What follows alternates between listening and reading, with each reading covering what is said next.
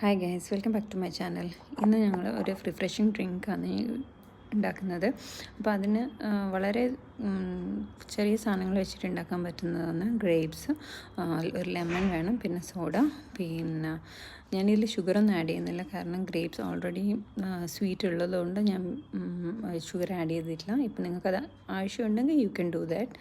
പിന്നെ അപ്പോൾ ആദ്യം ഗ്രേപ്സ് നന്നായിട്ട് കഴുകി ക്ലീൻ ആക്കിയിട്ട് എടുക്കുക. എന്നിട്ട് അതിലേക്ക് ഒരു ഗ്രേപ്സ് നന്നായിട്ട് സ്ക്വീസ് ചെയ്ത് ആഡ് ചെയ്യുക. എന്നിട്ട് അത് രണ്ടും കൂടിയിട്ട് നന്നായിട്ട് ബ്ലെൻഡ് ചെയ്യുക.